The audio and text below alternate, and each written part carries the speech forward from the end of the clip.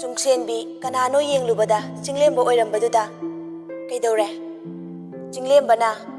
haida hairo ai nang lawba lake Chungsenbina chinglemba aigi kaisu matha sabigano chinglembana nangna tawningba tawba yabra lao ai lale nang thibada ai suware nang lao Chungsenbi handakti tapna chinglemba aikhoi anigi lambi tongale aduga nang aigi wakal su thado chinglembana hoiba ai nang nungsisu hairoi ado aikhoi ani hanagu marup oibagi maridi manghalaroige kaidana thamnabo honage lao Chungsenbina chinglemba madugi maridi haujiksu aina kaidana thamli fare ai thengkhre thamlage imasina haiba ilo Chungsenbi chinglembana wa haibaga nangdagai phone du kai chinglemba su hande call du hanjin tawrei Chungsenbi su thawoina hanna yengludre kuinaga panthade thabak sing loisilamlaga Chungsenbi su office tamna lai ngasigi project tuga mari leinana construction ju hauna ba haiduna mafam yengba chatluse haiduna office ki mi kharaga lagle mafam dusu ningthemna yonkiba law hingol duni Chungsenbi di ingak ngangna mafam du ubada taibang da yenglai nongma taibangna laklambadu hingol sigi matangdani haiba Chungsenbi haujikta bhab lai taibang su wa ama fawngang gari manungda Chungsenbi da hanna yenglakpasu tawrude makhong du karan chalaga makhutna khadang da ngaklaga ayengba amada yengduna famli mafam du yaubaga mayam du kumtharakduna thabak singdu haunaba sem sare taibang su lakliba engineer singduga wari saruraga mamai laithorakpada ningthem lakpadu ure taibang su ngasai kai ningsingdaba wa ama ningthem ubada ningsinglai manakta changsinduna hangai taibang na tada swaidagi thambal kawbu nupi ama khangbibro Chungsenbi su mamai matung onthokduna leirambadu mamai leisinduna yenglakpada ningthem oirambaduda swai lawi ningthem machindu murum solaga thambal haidi akhoi mana tana leite kana hojana ningthem taibang do onsinduna sir thambal kawbu nupi di ama khaktani adusu sikre sir gi thambal si u thambal di nate ko taibang tapna mamitu Chungsenbi da haifet yenglaga u thambal oirasu iyai gi thambal oirasu laikang gi thambal oirasu aingondadi khenaba leite aina thiriba misakse amatang oiradi yare miyoiba aikhoisi puriba sakfam du khaktada masak machu lepagi hainabi lei kanana chumi kanana lali thinade matamgi khongchati kanana thingba ngamgani chatliba khongchatki matungina punsigi thaudo kayasu tung inaduna chatli haina hapta ama helagle khomai su hanagum masakalle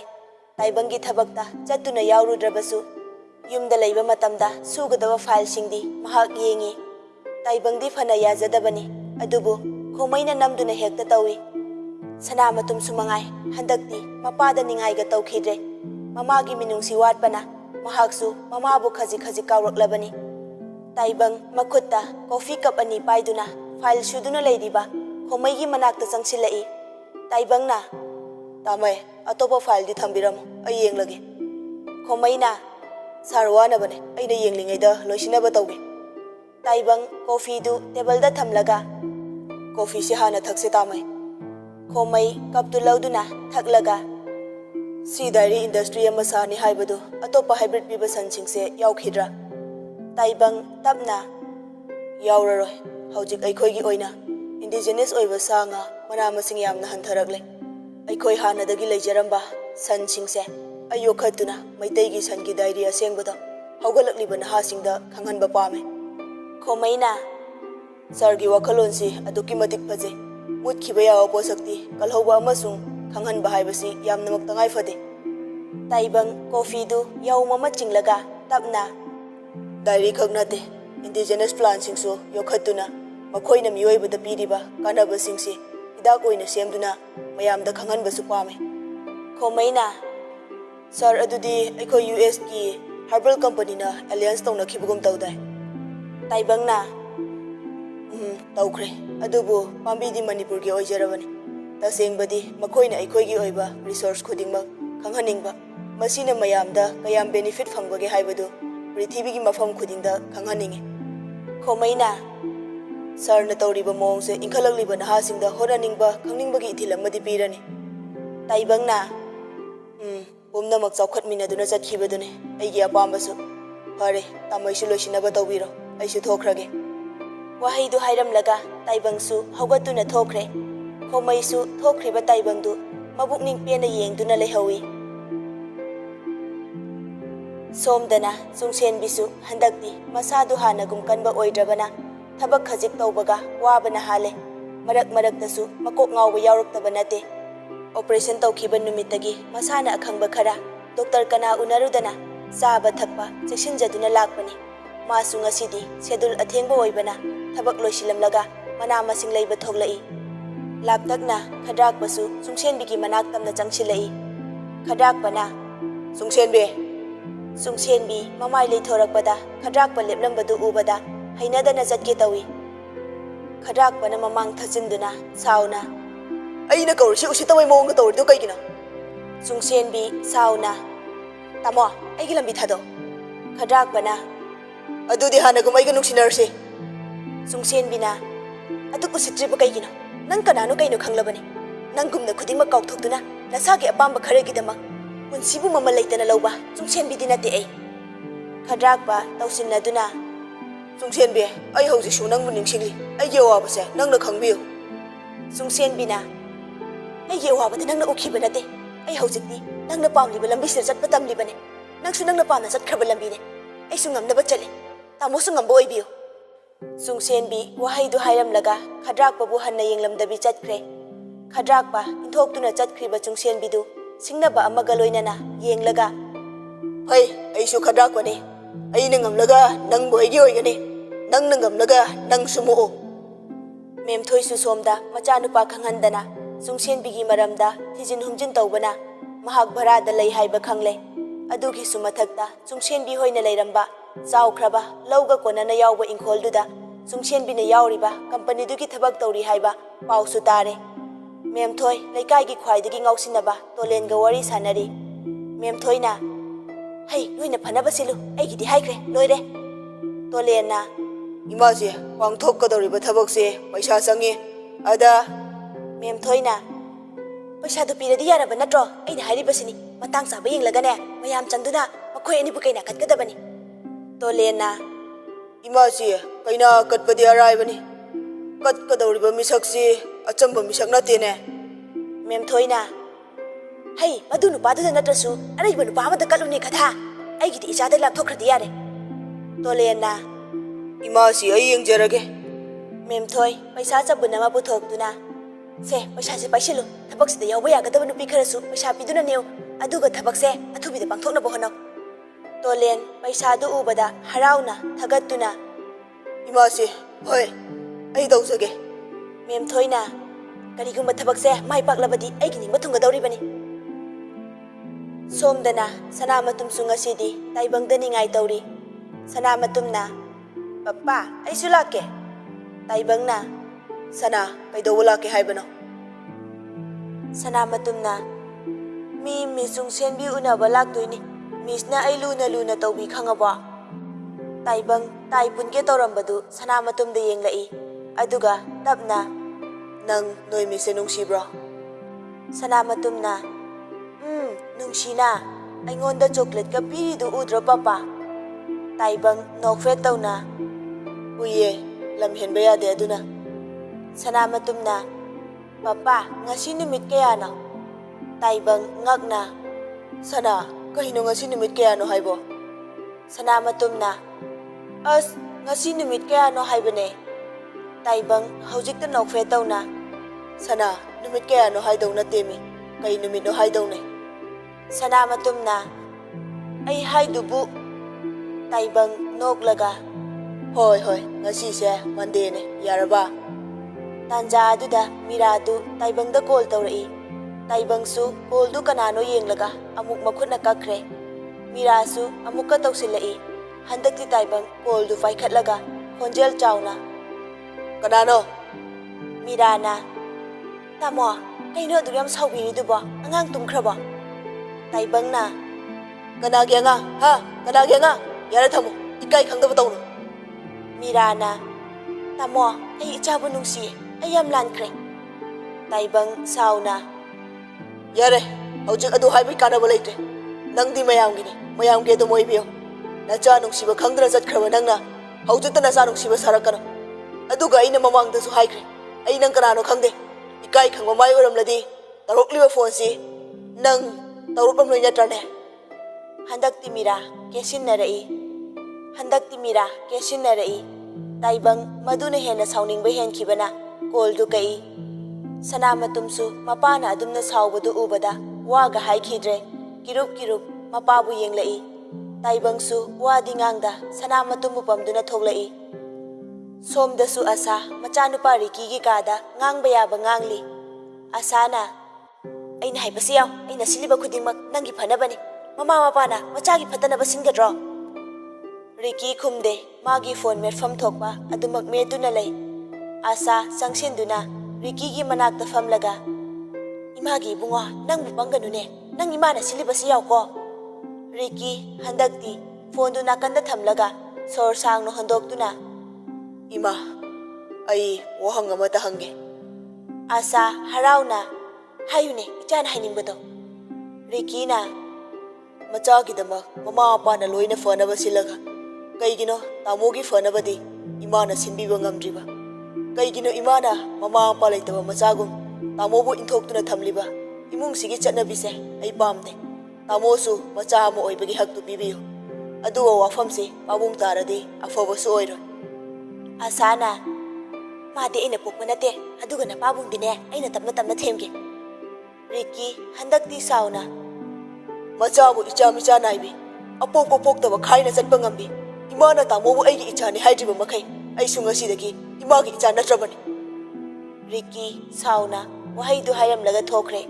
asasu lauduna leihori phai nang yengeba aina ngambra nang ngambra do mathangi numini office su handakti project sigi matangda mafam sida yam toina chathok chasin tawi hapta amasi taibanga chungsenbiga makhoi ani khak thabakna yadabana numidang thengna hanbasu yawi ngasidi nongsu kanna haithaba oibana thabak loisinbaga kaiga numidangi pung 8 hele gariga makhoi anina leiriba rest house oina semliba yum macha adugadi kharadi lapnarabani nungsit yauna chuba nong oibana sungsenbi ingbana masadu tasinduna famlaga lei taibangsu nonggi moong yengboina thokluraga changlakpada sungsenbina ingbagi tasinduna fambadu ubada taibang litliba kotu lauthokduna sungsenbida lisilai sungsenbisu hangboi lakpoi taibangda khangyeng yenglai taibang tapna ingadi lok thunglani weather change torokpaga oire nongsisu hangde thengakladi nungaite tawni sungsenbi mamai leithokduna sir gari manak faudi cholosu chona chalasira taibangna kharadi pathare lao chalase thengsu thengi sungsenbina hoi sir haina nong churambadu lepkhre makhoi anina thongal yauduna gari kakhatke tawringai tolen hoigi kangbuga meira paibi kharaga changsilai chinglembasu tanja chana chungsenbi hoi thongal tamna gari thaujilai mayam tinba ubada angakpa oire makhoi animak tolena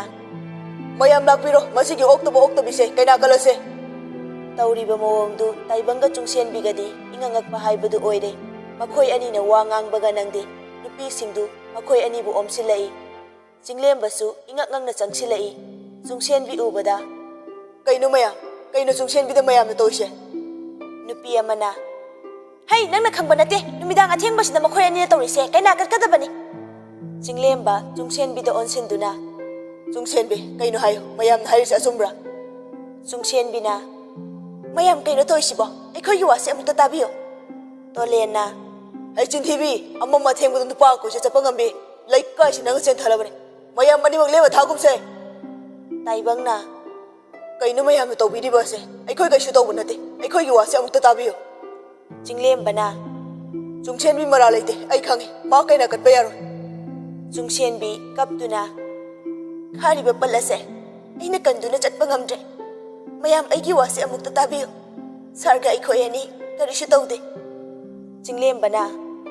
mayam sina nang buthi na harabasu ai nang bu thajai chungsenbi ai nang gi damak lepli chungsenbi kaptuna chinglemba nang chalo ai kana gi su ta ningdre leiriba mayam du sauna ngangna rai He, laisabi amaga nupi thiraba nupa amaga ayuk nungdang khangdaga chapminaba yabrane. Nupa paysa paiba uba yadre. Hojiki matamni nupi masasingse kakphaiga chap manare. Khara ahal oirabi nupi amana mayam kaina kase. Taibangna mayam ai wa amata ai gi wasi amukta tabiyo mayam. Nupa amana ai nupa su nupi su kaina kase. Chungsenbi tauriba singdu mapi jadum taduna makhut khudum tasinduna tupak tupai janna tumina famduna leiri. Taibangsu chungsenbida amuk yeng jinglembada amuk yeng tawduna lei. Maithongda tariba ningamdabagi mami aduna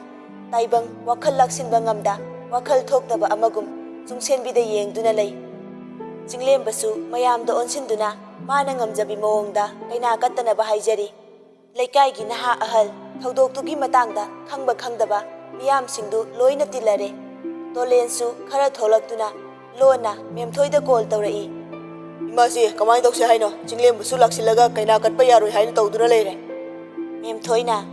hey magi waga tagano noida piriba paisado aremba nate adu khangna chalu. Tolenna hare imasi thamage. Leikaigi misingsu kanana lanba kanana chumba amata hangde. Hanglurasu makhoi masel hainariba waduna achumba oikre. Taibang amadi chungsenbi makhoi anina haiba wa takhidre. Tolengi kangbu kharadi video nambasu yauri. Taibangsu chungsenbida yenglaga mayamda amuk yenglaga mayam aigi wasi amukta tabiyo. Kaigino mayamna achumaran khangdana kaina katkadawriba sibo. Karamba lamgi chatnabino karamba loda yauge. Nupi amana ibungo lo khangbiba paisa paibana khoi imphal macha singdi miramgi matau tamlaga swaida adumna tawbuse tawbirano aikhoisu laikai pali haibama nasana khangdido kaino aduga laikai asigi nupini ibema chungsenbisu nakhoi aina tawriba mongse mitnaba yaunare khulsigi angang singdine matau tamlakani tuka chaine. Chungsenbina sarga aikhoi ani karisu akaiba tawde mayamna ubiriba adudi lale. Jinglembana mayam kaina katpa yaroi. Tolenna Jinglemba nangna khangba nate makhoi ani gili chat. Jinglembana kaino makhoi ani gili chat haibadi nong tabagi khara thengkibasira. Tolenna mase aikhoi gi chanabi nate aduna kaina kataba sungya yaroi. Jinglemba handakti tolengi wahaiduda tolenbu furagi matagum chongsilai. Mataudu ubada mayamsu jinglemba bu khamdoknari. Nupi mayamdusu chungsenbiga taibangagi manak tamna changsilai. Mayam lei huklase kaina katpa haurase. Taibang handakti mayamda onduna sauna mayam ai kaikumba wata haijage mayam ai kaikumba wata haijage. Nupi amana kaino ha kaino kaidawre mo. Taibangna sumaina khana chainaba tawduna ijat khongoina gadau saru ai nupi ase puduna chachakhrage. Nupi singdu amana amada yengnai. Taibang handamuksu mayam tanaba hairai. Kaina kalaga ijat khongoina gadabagi saru ai nupi ase pujakhrage. Wahaidu hek hairakpada chungsenbi mapi ira thanglaba mamituna taibangda ningamdana yenglai. Taibangsu chungsenbi khudangdu paiduna leiriba mayamdu thaiduna gari manak tamna laktuna gari da kakhat hankre. Chungsenbisu tauriba mawongdu gyan tadana taibangna puba maikaida adumak matung inai. Adaida leiriba miyamsingda wasu haiba ngamda yengduna leiri. Jinglemba changsinge tawbani adubu tolen hoigi kangbuna mahakbu farai. Jinglemba thawai chakna chungsenbi pukhiba yaroi ma karamtagi oiba yaroi aigi na aigi arke jinglembagi.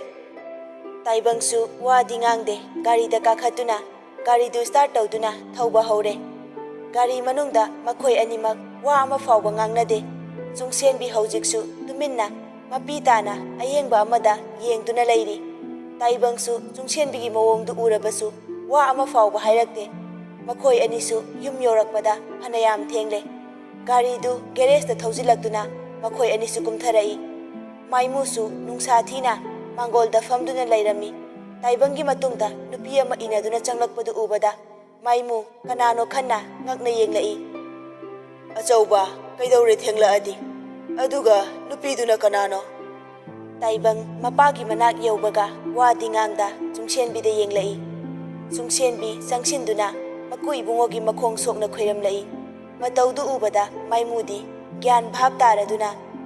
yare yare aidi ngasai khai pakhatluredana chango imungda. Taibangsu wa ngangda imung changge tawbaga maimuna achauba ꯏꯄꯥꯒ ꯋꯥꯔꯤ ꯁꯥꯟꯅꯁꯤ ꯆꯪꯒꯦ ꯇꯧꯔꯝꯕ ꯆꯨꯡꯁꯦꯟꯕꯤ ꯇꯥꯏꯕꯪꯗ ꯑꯃꯨꯛ ꯌꯦꯡꯂꯛꯏ ꯇꯥꯏꯕꯪꯅ ꯄꯥꯕꯨꯡ ꯑꯩ ꯀꯥ ꯑꯃꯨꯛꯇ ꯇꯥꯛꯄꯤꯔꯨꯈꯤꯒꯦ ꯋꯥꯍꯩꯗꯨ ꯍꯥꯏꯔꯝꯂꯒ ꯇꯥꯏꯕꯪ ꯏꯃꯨꯡ ꯆꯪꯈ꯭ꯔꯦ ꯃꯆꯥꯅ ꯆꯪꯈꯤꯕ ꯎꯔꯒ ꯃꯥꯏꯃꯨ ꯍꯟꯗꯛꯀꯤ ꯑꯁꯤꯅ ꯀꯝꯗꯧꯕ ꯐꯔꯦ ꯌꯦꯡꯕ ꯇꯥꯕꯅꯤ ꯃꯃꯥꯡꯗꯤ ꯑꯩꯈꯣꯏꯅ ꯅꯝꯗꯨꯅ ꯍꯥꯏꯅꯗꯨꯅ ꯂꯨꯍꯣꯡꯕꯅꯤ ꯍꯟꯗꯛꯅ ꯃꯁꯥꯅ ꯈꯣꯏꯗꯥꯔꯦ ꯈꯟꯗꯨꯅ ꯄꯨꯔꯛꯄꯅꯤ ꯌꯦꯡꯕ ꯇꯥꯔꯦꯗꯅ ꯃꯥꯏꯃꯨꯁꯨ ꯍꯧꯒꯠꯇꯨꯅ ꯏꯃꯨꯡ ꯆꯪꯂꯛꯏ ꯁꯣꯝꯗ ꯇꯥꯏꯕꯪꯒ ꯆꯨꯡꯁꯦꯟꯕꯤꯒ ꯃꯈꯣꯏꯒꯤ ꯀꯥ ꯌꯧꯔꯛꯇꯨꯅ ꯃꯅꯨꯡ ꯆꯪꯂꯛꯏ ꯑꯅꯤꯃꯛ ꯋꯥꯗꯤ ꯑꯃꯠꯇ ꯉꯥꯡꯅꯗꯦ ꯃꯈꯣꯏ ꯑꯅꯤ ꯃꯅꯨꯡ ꯆꯪꯂꯛꯄꯒ ꯇꯥꯏꯕꯪ ꯆꯨꯡꯁꯦꯟꯕꯤꯗ ꯑꯣꯟꯁꯤꯟꯗꯨꯅ ꯅꯪꯕꯨ ꯑꯩꯅ ꯃꯐꯝꯁꯤꯗ ꯄꯨꯔꯛꯄꯒꯤ ꯑꯃꯗꯤ ꯄꯥꯕꯨꯡꯒꯤ ꯃꯥꯡꯗ ꯑꯣꯏꯗꯕ ꯇꯧꯈꯤꯕꯩ ꯅꯪ ꯑꯩꯕꯨꯗꯤ ꯑꯣꯏꯖꯕ ꯊꯤꯕꯅꯤ ꯍꯥꯏꯅ ꯂꯧꯕ꯭ꯔꯥ ꯆꯨꯡꯁꯦꯟꯕꯤ ꯃꯣꯡ ꯍꯥꯗꯅ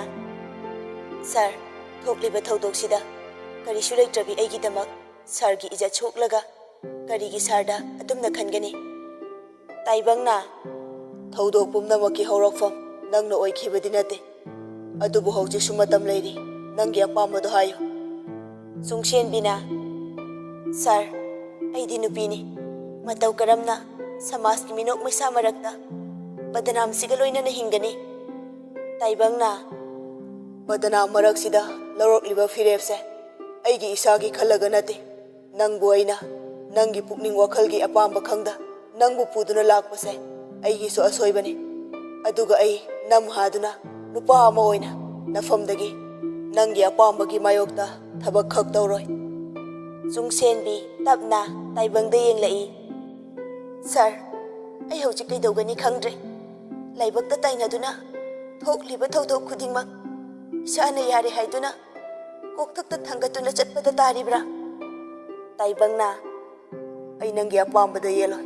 ꯅꯪꯅꯕꯨ ꯍꯦꯟꯅ ꯍꯩꯅꯔꯣꯏꯗꯕ ꯄꯨꯟꯁꯤ ꯃꯍꯤꯡꯅꯤ ꯑꯩꯅ ꯍꯤꯡꯂꯤꯕ ꯑꯁꯤꯗꯤ ꯅꯪꯅ ꯍꯦꯟꯅ ꯍꯩꯅꯔꯣꯏ ꯑꯩ ꯌꯨꯝ ꯄꯥꯜꯂꯕ ꯏꯆꯥ ꯂꯩꯔꯕ ꯃꯤꯁꯛꯅꯤ ꯊꯧꯗꯣꯛ ꯑꯁꯤꯅ ꯈꯨꯗꯣꯡꯆꯥꯕ ꯂꯧꯗꯨꯅ ꯂꯩꯁꯥꯕꯤ ꯅꯪꯕꯨ ꯃꯐꯝꯁꯤꯗ ꯄꯨꯔꯛꯈꯤꯕꯁꯨ ꯅꯠꯇꯦ ꯏꯄꯥ ꯏꯆꯥꯒꯤ ꯄꯨꯟꯁꯤꯅ ꯅꯪꯉꯣꯟꯗ ꯌꯦꯠꯄ ꯑꯣꯏꯅ ꯊꯣꯛꯀꯗ꯭ꯔꯥ ꯑꯁꯤꯈꯛꯅꯤ ꯆꯨꯡꯁꯦꯟꯕꯤꯅ ꯁꯥꯔ ꯇꯥꯏꯕꯪ ꯇꯞꯅ ꯑꯗꯨꯕꯨ ꯑꯩ ꯅꯪꯒꯤ ꯑꯄꯥꯝꯕꯒꯤ ꯃꯥꯌꯣꯛꯇ ꯈꯛ ꯂꯩꯔꯣꯏꯗ ꯐꯔꯦ ꯑꯩ ꯏꯃꯥꯍꯣꯏ ꯏꯅꯦꯍꯣꯏ ꯀꯧꯔꯛꯀꯦ ꯉꯥꯛ ꯂꯩꯔꯝꯃꯨ